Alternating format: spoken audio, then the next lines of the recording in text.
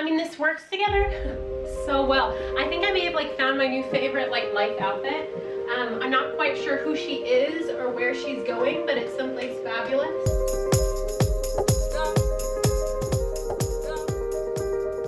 Hi, my name is Rebecca and welcome back to my YouTube channel.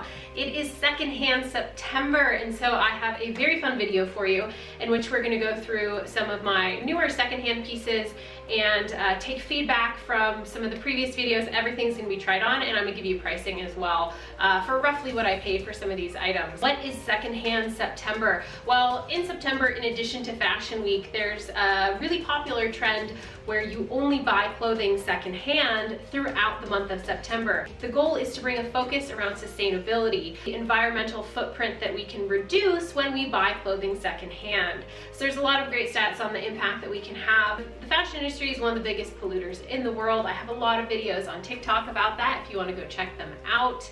But needless to say, if we buy secondhand, we are doing a good thing and generally finding amazing fashion. I personally am someone who loves the thrill of the hunt, so a lot of these pieces aren't just random buys, they are things that I hunted down. And again, unlike some of my other haul videos, these are from a lot of different purchases, but I thought in the spirit of sharing secondhand fashion, it would be really fun to share some favorites in this video. So let's get started. First up, we have this incredible MSGM basically gown. I got it off the RealReal. It said it was originally like $1,300. I paid 100 and something, so I thought it was a great steal. And it has this fabulous layered sleeve. I really like the elastic waist because it allows you to kind of lengthen it if you need, like if I had a heel to wear to a gala, or if I'm just wearing in the office, I can just kind of pull it up with my little chunky boots here. And then I layered because it is fall. So this was a super fun find, and you will notice a theme where I basically think I'm going somewhere this year. I don't know which like galas or events that require evening wear that I'm planning on going to, but based on my purchasing habits, I am ready for those events. So I'm starting off with this incredible Isabel Marant Etoile coat that is quilted and absolutely gorgeous. I have actually had an eBay alert for this item since like 2015 maybe, because I could never buy it full price. It was something like $1,500 to like $2,000. It was really popular amongst editors, like Emmanuel Alt wore this, and it was just an amazing, amazing coat. I love my quilted items, so you know that this was an absolute favorite. So since this was something that has been on my list for years, I recently found it on Vestiaire, and I think I spent about 300 or 400 euros on it, which is a decent amount of money. But I have never actually had the opportunity to buy this coat before, and this is probably one of my like goat items that I have always been hunting for, and now I have it. Oh, I love this dress. So this dress is from Balenciaga Spring 2017 collection.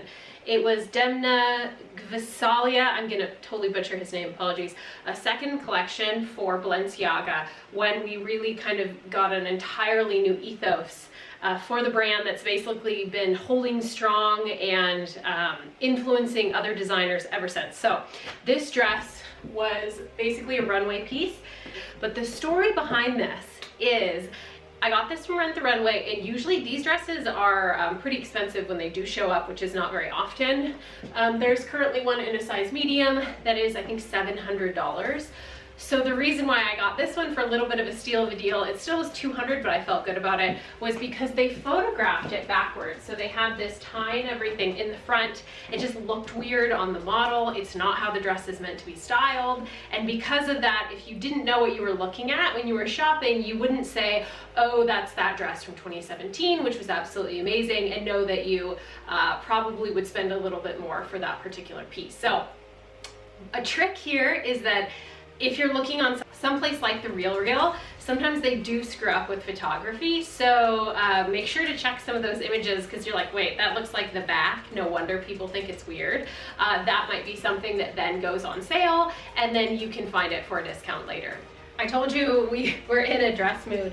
So this dress is by Philosophy di Lorenzo Serafini.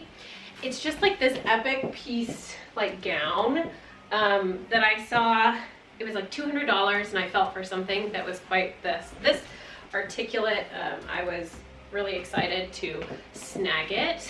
I think I'm going to be wearing this to like an opera or something, or maybe like a fancy beach wedding I'm not invited to yet. But I just thought it was fabulous and something that would be really fun to own. Kind of an impulse buy here, but very, very happy that it's in my wardrobe. And I'm just gonna toss over it this incredible Vivienne Westwood Anglomania little bolero shirt thing. Really epic little jacket situation. See, that even works really well together. But I love this square neckline here. The strong shoulders. This is not from an online secondhand shop. This is from a little pop-up that's in the Bruninger in Stuttgart where I live. They have all of these just amazing designer pieces from somebody who locally basically consigns them, which I think is just the coolest thing. This is one of the reasons I love doing these videos, is because sometimes you put things together and you're like, why didn't I think of that? Anyway, all of this stuff secondhand. How cool is that?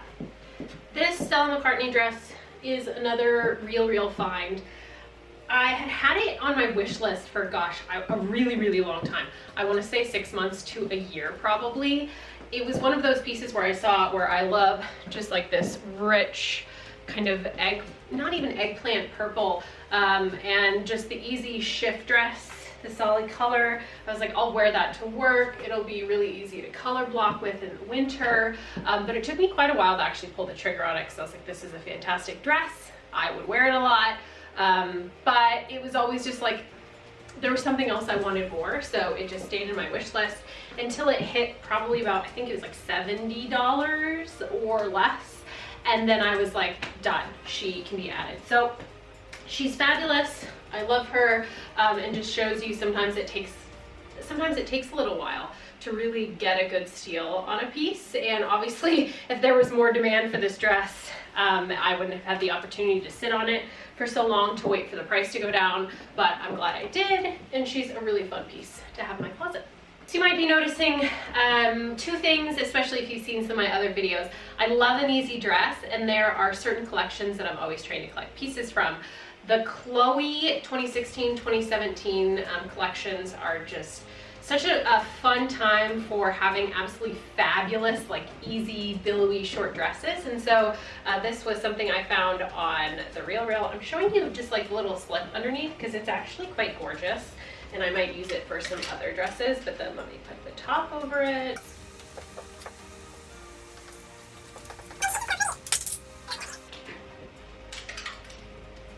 So one of the reasons I jumped to buy this particular dress was because I have been kind of stalking the style on Vestiaire, on the RealReal, and then this one seemed to kind of slip through the cracks on the RealReal, and I think I got it for under $200. So I felt really good about that because it's still going for a lot of money on pretty much all of the resale platforms, as are pretty much all of the dresses from those seasons. Because I think a lot of people feel similar to me that it's a great season. The pieces are so fun, just like, yeah. So another really fun buy.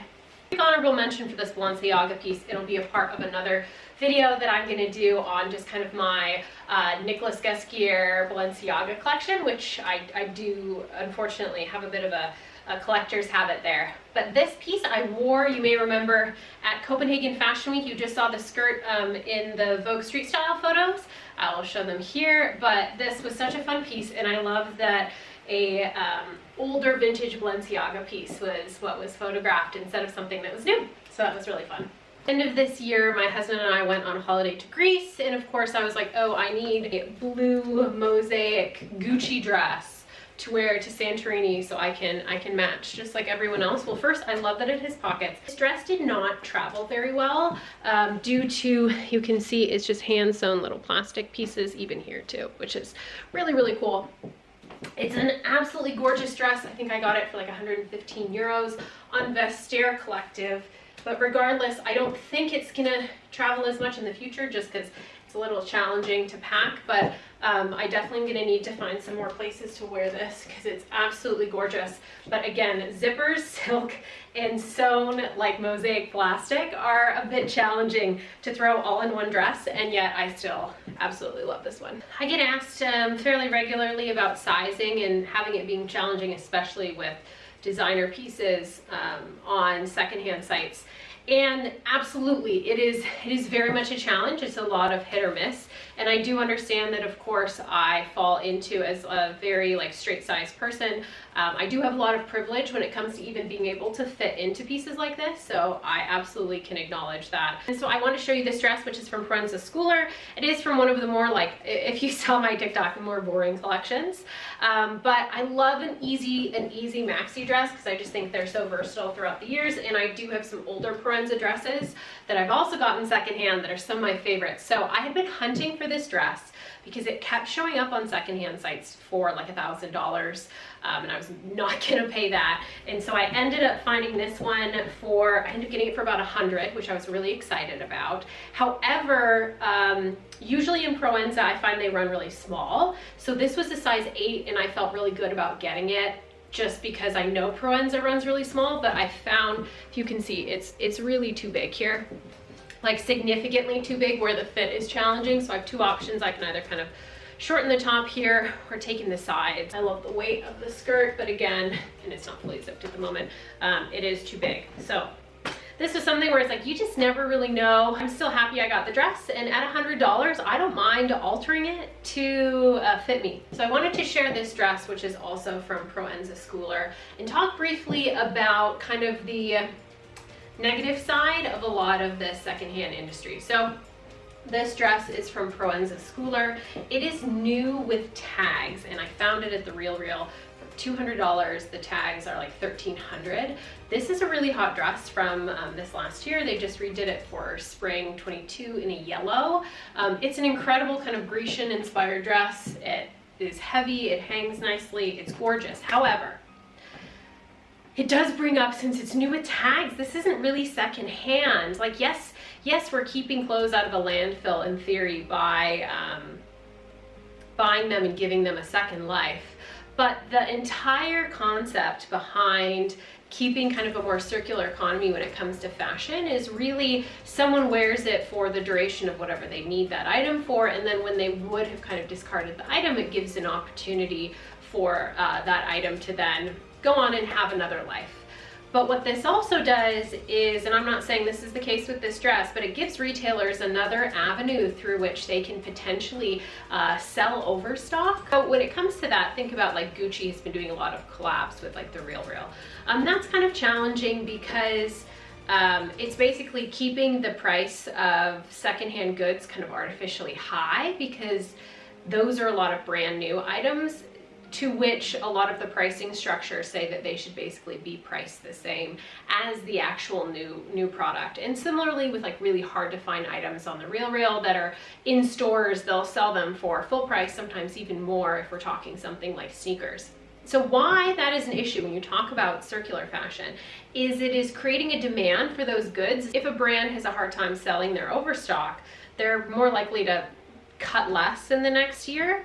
However, if they have guaranteed avenues through which to sell things and kind of recoup a lot of those costs, there's no real penalty for them to make sure they're only making what they actually need, only meeting demand, which is a big conversation happening in fashion right now. Well, admittedly, I absolutely love hunting down items like this that I'm like, wait, so retail is $1,300 and I got it for $200 and it's this season and it's fabulous and all of that good stuff.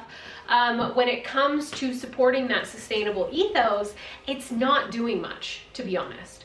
Now granted, what can I do to feel better about this purchase? Well, I can wear the heck out of it. And then when I have decided it has served its purpose in my closet, I could then resell it on the RealReal, and then that'd be a great way to kind of continue the life cycle of the clothing. But I do have to say this dress is kind of amazing. 3 more items, we're almost there. So this Prada top is so fun. It is a sequin covered plaid, and it was $70 on the RealReal, And heading into the winter holiday season, I have a blue sequin skirt that would look fabulous with this. So that was kind of my thought process. I've seen this shirt on some secondhand sites for a lot of money. So that did factor in a little bit when I was buying it. It's obviously been worn before, but at like $70, I was like, oh heck, I can try something fabulous in Prada for the holidays. And I'm very happy with this purchase. I was in my 20s. This collection by for Taskins Theory. Olivier Taskins was doing creative direction for Theory and had this just incredible line that was really high fashion, kind of envelope pushing. And I remember when this particular collection came out, I was working at Nordstrom. I was right out of college on the sales floor, and the sales rep was wearing this blouse with this gorgeous silver skirt, and I basically have been trying to hunt down pieces from that collection ever since, because they were always outside my price range, and that was again like 10 years ago. So just kind of letting you know. But anyway, these pieces don't seem to have much of a resale value on the market, just because I think a lot of people aren't aware of kind of those collections, even though they're absolutely gorgeous. This is 100% silk. A caveat, all of these pieces run incredibly small. I'm wearing a large, and it's still a little bit snug right here on this arm seam, which I find just crazy. I'm just like, who's wearing this if this is a large? But anyway, so I bought a large, and I got this on the RealReal, always kind of saving some Taskins Theory pieces for later, and this was a whopping 30 bucks, and this was probably a couple $100 at least retail when it came out. But it's a gorgeous top, and I know if I've loved it for 10 years, it's gonna be in my closet for even longer. And if that Taskins Theory piece was a steal, this Gautier Soleil piece was not. I do think I overpaid for this a little bit, but it's also just because the Jean Paul Gaultier pieces are in just such high demand right now. But I just thought this shirt was so cool. It's kind of that mesh that's super popular right now, with some great banding detail and fringe on the bottom. And I think I paid about $200, a little maybe under $200 for this, which did feel a little bit like overpaying based on some of the stuff I've seen on Vestiaire. But I had it in my wish list for a pretty good chunk of time, and figured this was probably the best I was gonna get. So if you like this video, let me know by giving me a thumbs up. Make sure to follow me on all social channels at Rebecca in Europe, and let me know what you want to see next. I love hearing